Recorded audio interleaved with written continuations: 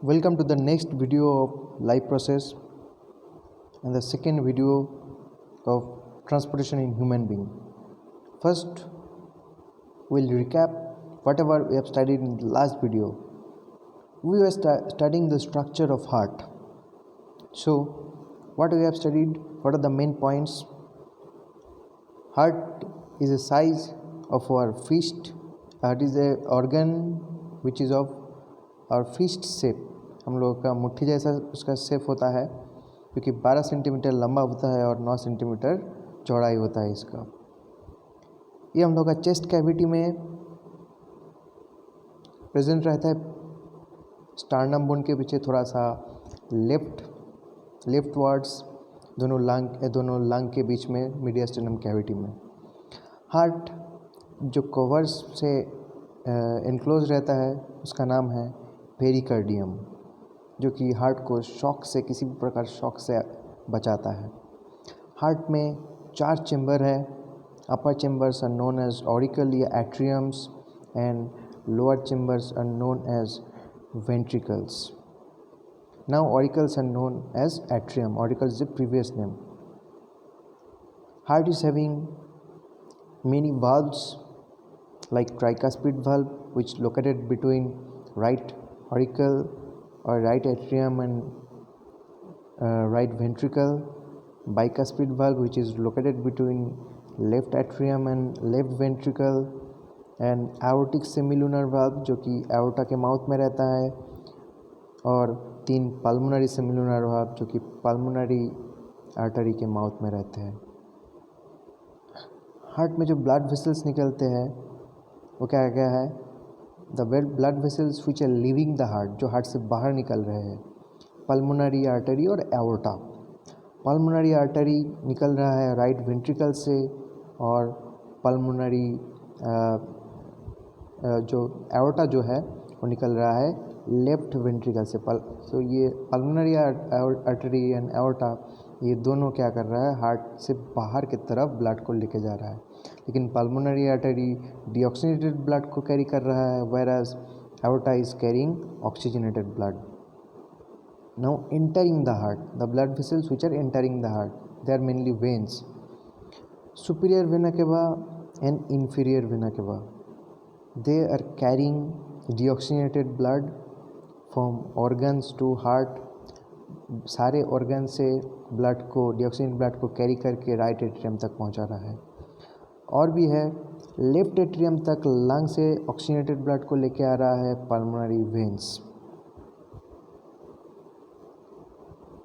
Now will start the circulatory circuit, यानी कि heart अपना आर्टरीज और वेन के थ्रू कैसे पूरे बॉडी में ब्लड को सर्कुलेट करवा रहा है।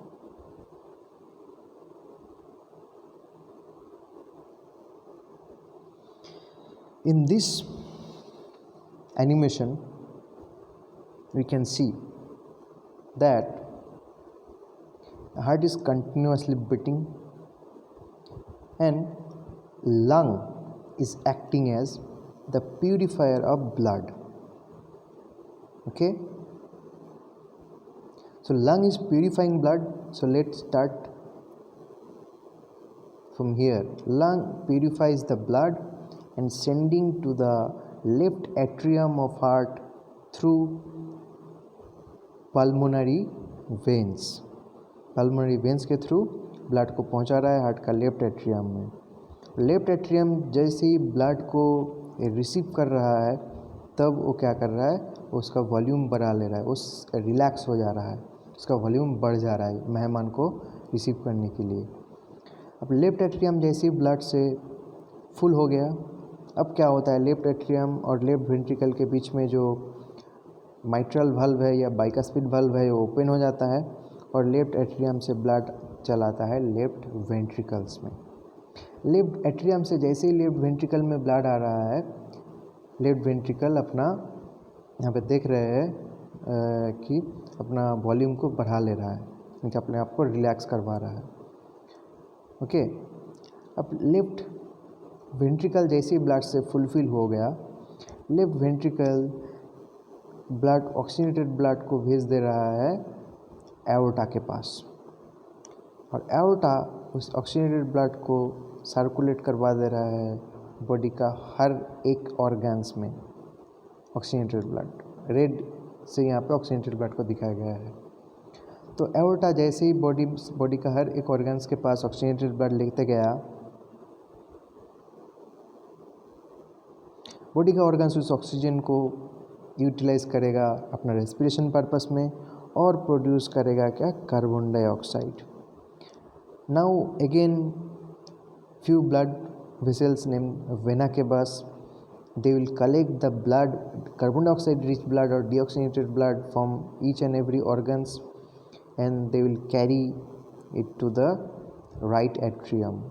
अब राइट एट्रियम जैसे ब्लड को रिसीव करने वाला होगा, राइट एट्रियम क्या होगा, अपना वॉल्यूम को बढ़ा लेगा, और उसी समय राइट एट्रियम फुल हो जाने के बाद ट्राइकास्पिड वाल्व ओपन हो जाएगा, और ट्राइकास्पिड वाल्व ओपन होने के बाद ब्लड को भेज दिया जाएगा राइट वेंट्रिकल में। फिर से ट्राइकास्पिड वाल्व बंद कर दिया जाएगा। हम लोग यहाँ पे एनिमेशन में देख पा रहे हैं। अब राइट वेंट्रिकल जैसी डीऑक्सीजनेटेड ब्लड से भर गया, राइट वेंट्रिकल फिर से सिकुड़ जाएगा, यानी कि वो कॉन्ट्रैक्ट करेगा और उस ब्लड को भेज देगा लंग के pass through pulmonary arteries. Okay, lung में फिर ब्लड प्यूरिफाई होगा और फिर से पल्मोनरी वेन्स के थ्रू इस ब्लड को भेज दिया जाएगा लेफ्ट एट्रियम के पास। यहाँ पे हम लोग इसको थोड़ा डिटेल में देख सकते हैं। लंग ब्लड को प्यूरिफाई कर रहा है और प्यूरिफाई ब्लड को हार्ट तक कैरी करके ले आ रहा है पल्मोनरी वेन्स। उसके बाद पल्मोनरी वेन्स ब्लड को डाल दे रहा है लेफ्ट एट्रियम में। लेफ्ट एट्रियम से ब्लड को भेजा जा रहा है लेफ्ट वेंट्रिकल्स में। लेफ्ट वेंट्रिकल्स इस ऑक्सीजनेटेड ब्लड को एओर्टा के थ्रू भेज रहा है बॉडी का हर एक पार्ट में। बॉडी का हर एक पार्ट में ऑक्सीजन यूटिलाइज हो रहा है। ऑक्सीजन यूटिलाइज होने के बाद क्या हो रहा है, अब उसमें आ जा रहा है कार्बन डाइऑक्साइड, यानी कि डीऑक्सीजनेटेड ब्लड हो जा रहा है। अब उस ब्लड कार्बन डाइऑक्साइड को हर एक टिश्यू से कलेक्ट करके वेना केवास के थ्रू लेके आ रहा है लेफ्ट एट्रियम में। हार्ट का ऊपर में जितना ऑर्गन है वहाँ से डीऑक्सीजनेटेड ब्लड को लेके आ रहा है superior vena cava.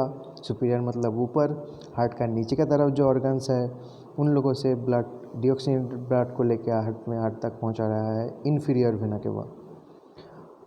Right atrium जैसे ही ब्लड से भर गया डीऑक्सीजनेटेड ब्लड से, वो क्या करता है, डीऑक्सीजनेटेड ब्लड सारे डीऑक्सीजनेटेड ब्लड को भेज देगा राइट वेंट्रिकल्स के पास, और फिर राइट वेंट्रिकल उस ब्लड को लेके पहुंचाएगा लंग के पास प्यूरिफिकेशन के लिए। इसी तरह से हम लोगों का शरीर में हार्ट के द्वारा सर्कुलेशन चलते रहता है, यानी कि ऑक्सीजनेटेड ब्लड और डीऑक्सीजनेटेड ब्लड का सेपरेशन किया जाता है हार्ट में, एज वेल एज हर एक ऑर्गन को ब्लड सप्लाई मिलता है। Note it that the left side of the heart always carries oxygenated blood. Left side में हमेशा ऑक्सीजनेटेड ब्लड कैरी होता है, और right side of the heart always carries carbon dioxide rich blood और deoxygenated blood.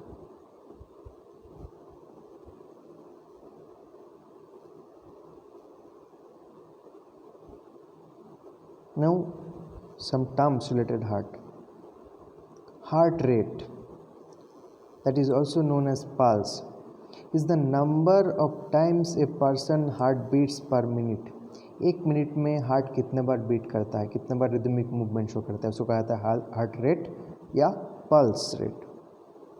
Normal heart rate varies from person to person, but a normal range for adult is 70 to 80 beats per minute. At an average 70 से 80, हम लोग 72 बोलते हैं, पर minute में heart rhythmic movement show करते हैं। अब हार्ट का जो रिदमिक मूवमेंट है ये दो फेज़ में होता है, systolic phase and diastolic phase.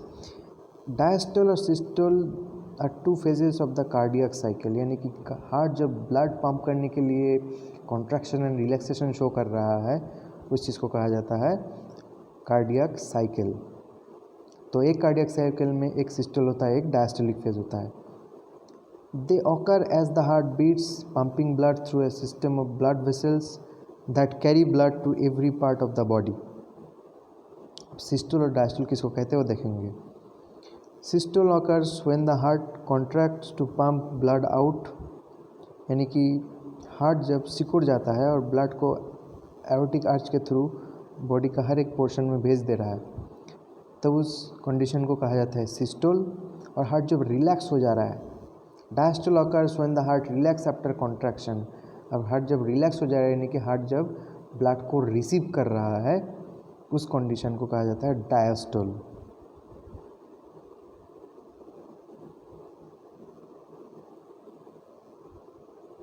अब हम लोग देखेंगे ब्लड प्रेशर के बारे में। अब सिस्टोल एंड डायस्टोल के समय हार्ट हम लोग का आर्टरी के ऊपर जो प्रेशर, जो फोर्स अप्लाई करता है, उसको कहा जाता है blood pressure. Okay, so blood pressure inside the pressure of the blood inside the artery during ventricular systole is called systolic pressure, and the pressure during the time of ventricular relaxation is known as diastolic pressure। यानी कि high pressure और low pressure का जो concept है, heart का जो normal pressure है 120/80 बोला जाता है, तो ये 120 क्या है, हार्ट का सिस्टोलिक प्रेशर, जो कि 120 मिलीमीटर मरकरी कॉलम के इक्विवेलेंट होता है। और जो नीचे का जो प्रेशर है, जो लोअर जो प्रेशर है, दैट इज़ डायस्टोलिक प्रेशर को कहा जाता है 80 मिलीमीटर ऑफ मरकरी कॉलम के इक्विवेलेंट होता है। ओके, और ब्लड प्रेशर को नापने के लिए जो इंस्ट्रूमेंट यूज़ होता है उसका नाम है स्फिग्मोमैनोमीटर। ये जो इंस्ट्रूमेंट देख रहे हैं, स्फिग्मोमैनोमीटर से यूज़ करके हम लोग हार्ट का systolic and diastolic pressure measure कर सकते हैं। और इस मेज़रमेंट में अगर गड़बड़ होता है तो हम लोग बोलते हैं हाई प्रेशर या लो प्रेशर। जैसे कि 120 और 80 से अधिक हो जाता है हार्ट का प्रेशर, तो उसको कहा जाता है हाई प्रेशर। और 120/80 से कम हो जाता है हार्ट का प्रेशर, तो उसको कहा जाता है लो प्रेशर।